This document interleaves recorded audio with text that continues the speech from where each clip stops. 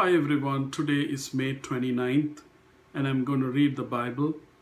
And for the Old Testament, the reading is taken from 2 Samuel chapter 15 verse 23 to chapter 16. The whole countryside wept aloud as all the people passed by. The king also crossed the Kidron valley and all the people moved on towards the wilderness. Zadok was there too, and all the Levites who were with him were carrying the ark of the covenant of God. They set down the ark of God, and Abiathar offered sacrifices until all the people had finished leaving the city. Then the king said to Zadok, "Take the ark of God back into the city. If I find favor in the Lord's eyes, he will bring me back and let me see it and his dwelling place again. But if he says, I am not pleased with you, then I am ready. Let him do to me whatever seems good to him." The king also said to Zadok the priest, "Do you understand? Go back to the city with my blessing. Take your son Ahimaaz with you, and also Abiathar's son Jonathan. You and Abiathar return with your two sons. I will wait at the fords in the wilderness until word comes from you to inform me." So Zadok and Abiathar took the ark of God back to Jerusalem and stayed there. But David continued up in the Mount of Olives, weeping as he went. His head was covered and he was barefoot. All the people with him covered their heads too and were weeping as they went up. Now David had been told, "Ahithophel is among the conspirators with Absalom." So David prayed, "Lord, turn Ahithophel's counsel into foolishness." When David arrived at the summit where people used to worship God, Hushai the Archite was there to meet him, his robe torn and dust on his head. David said to him, "If you go with me, you will be a burden to me. But if you return to the city and say to Absalom, 'Your Majesty, I will be your servant. I was your father's servant in the past, but now I will be your servant,' then you can help me by frustrating Ahithophel's advice. Won't the priests Zadok and Abiathar be there with you? Tell them anything you hear in the king's palace. Their two sons, Ahimaaz, son of Zadok, and Jonathan, son of Abiathar, are there with them. Send them to me with anything you hear." So Hushai, David's confidant, arrived at Jerusalem as Absalom was entering the city. Chapter 16.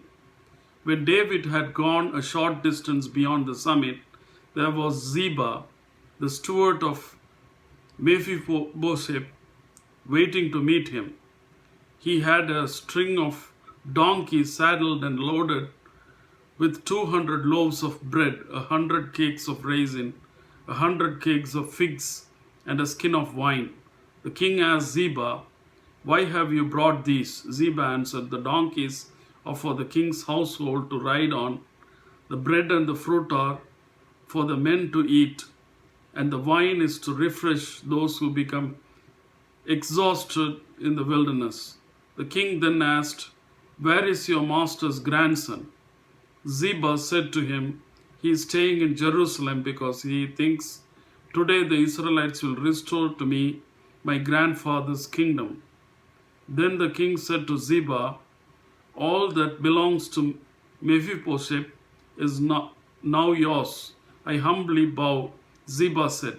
"May I find favor in your eyes, my lord the king."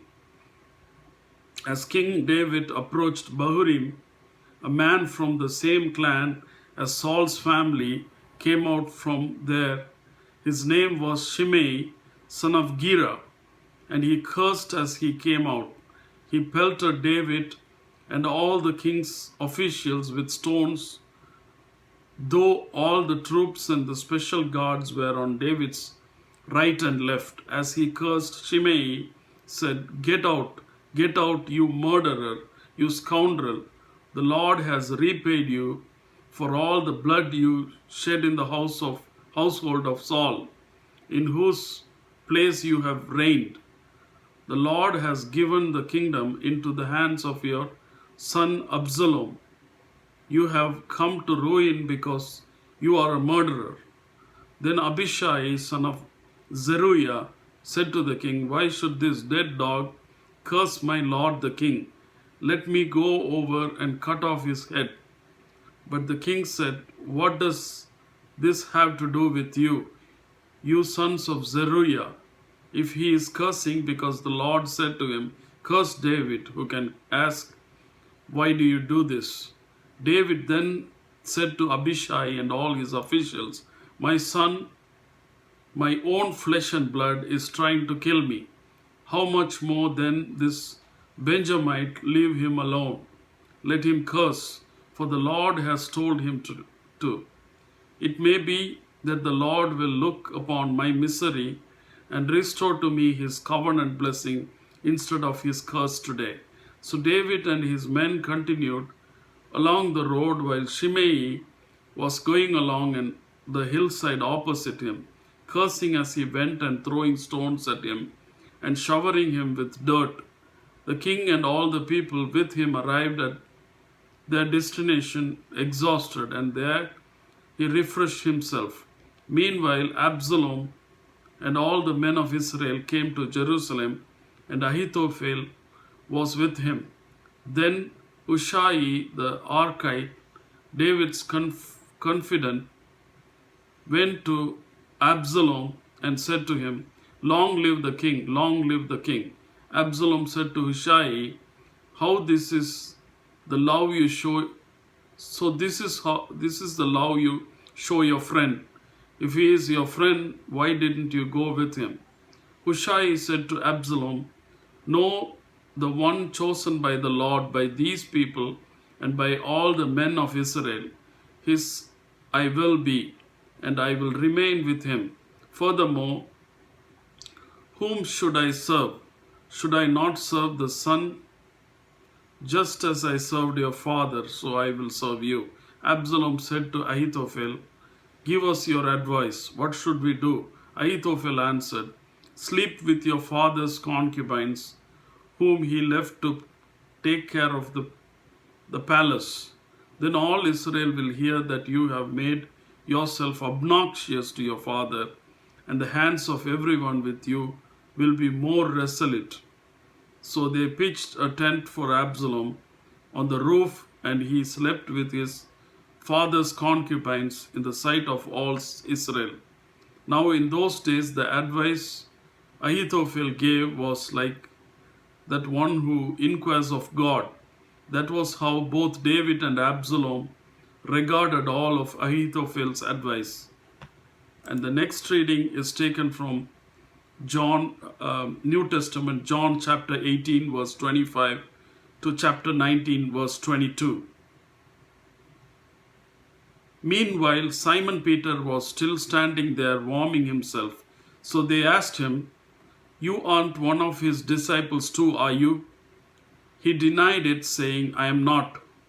One of the high priest's servants, a relative of the man whose ear Peter had cut off, challenged him. Didn't I see you with him in the garden? Again Peter denied it. And at the moment a rooster began to crow. Then the Jewish leaders took Jesus from Caiaphas to the palace of the Roman governor. By now it was early morning, and to avoid ceremonial uncleanness, they did not enter the palace because they wanted to be able to eat the Passover. So Pilate came out to them and asked, what charges are you bringing against this man? If he were not a criminal, they replied, we would not have handed him over to you. Pilate said, take him yourself and judge him by your own law. But we have no right to execute anyone, they objected. This took place to fulfill what Jesus had said about the kind of death he was going to die. Pilate then went back inside the palace, summoned Jesus, and asked him, "Are you the king of the Jews?" "Is that your own idea?" Jesus asked. "Or did others talk to you about me?" "Am I a Jew?" Pilate replied. "Your own people and chief priests handed you over to me. What is it you have done?" Jesus said, "My kingdom is not of this world. If it were, my servants would fight to prevent my arrest by the Jewish leaders. But now my kingdom is from another place." "You are a king then," said Pilate. Jesus answered, "You say that I am a king. In fact, the reason I was born and came into the world is to testify to the truth. Everyone on the side of truth listens to me." "What is truth?" retorted Pilate. With this, he went out again to the Jews gathered there and said, "I find no basis for a charge against him. But it is your custom for me to release to you one prisoner at the time of the Passover. Do you want me to release the king of the Jews?" They shouted back, "No, not him. Give us Barabbas." Now Barabbas had taken part in an uprising. Chapter 19. Then Pilate took Jesus and had him flogged. The soldiers twisted together a crown of thorns and put it on his head. They clothed him in a purple robe and went up to him again and again, saying, "Hail, King of the Jews!" And they slapped him in the face. Once more Pilate came out and said to the Jews gathered there, "Look, I am bringing him out to you. Let you know that I find no basis for a charge against him." When Jesus came out wearing the crown of thorns and the purple robe, Pilate said to them, "Here is the man." As soon as the chief priests and their officials saw him, they shouted, "Crucify, crucify." But Pilate answered, "You take him and crucify him. As for me, I find no basis for a charge against him." The Jewish leaders insisted, "We have a law, and according to the law he must die, because he claimed to be the Son of God." When Pilate heard this, he was even more afraid, and he went back inside the palace. "Where do you come from?" he asked Jesus. But Jesus gave him no answers. "Do you refuse to speak to me?" Pilate said. "Don't you realize I have power either to free you or to crucify you?" Jesus answered, "You would have no power over me if it were not given to you from above. Therefore, the one who handed me over to you is guilty of a greater sin." From then on, Pilate tried to set Jesus free, but the Jewish leaders kept shouting, "If you let this man go, you are no friend of Caesar. Anyone who claims to be a king opposes Caesar." When Pilate heard this, he brought Jesus out and sat down on the judge's seat at a place known as the Stone Pavement, which in Aramaic is Gabbatha. It was the day of preparation of the Passover. It was about noon. "Here is your king," Pilate said to the Jews. But they shouted, take him away, crucify him." "Shall I crucify your king?" Pilate asked. "We have no king but Caesar," the chief priests answered. Finally, Pilate indeed handed him over to them to be crucified. So the soldiers took charge of Jesus, carrying his own cross. He went out to the place of the skull, which in Aramaic is called Golgotha. There they crucified him, and with him two others, one on each side, and Jesus in the middle. Pilate had a notice prepared and fastened to the cross. It read, "Jesus of Nazareth, the King of the Jews." Many of the Jews read this sign, for the place where Jesus was crucified was near the city, and the sign was written in Aramaic, Latin, and Greek.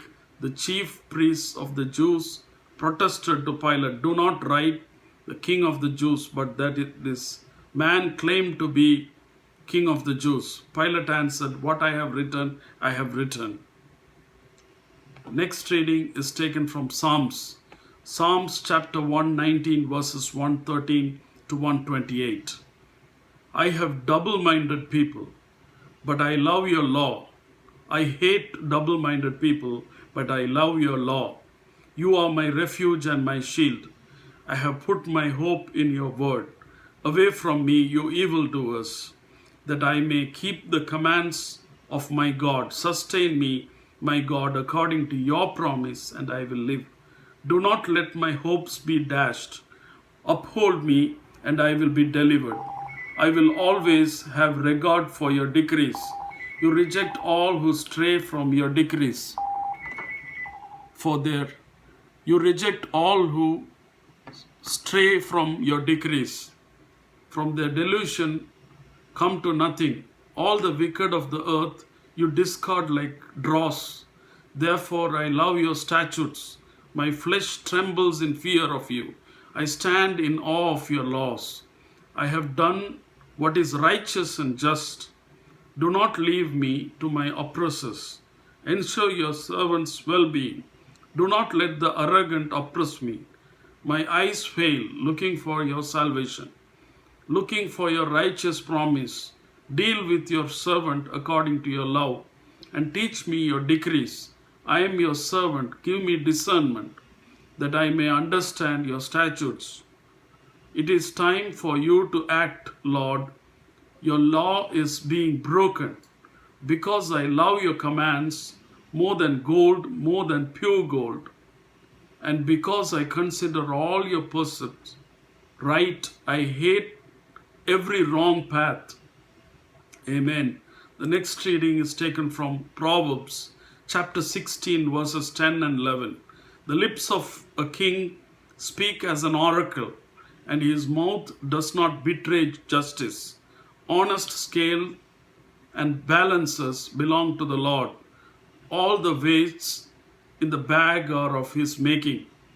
Amen.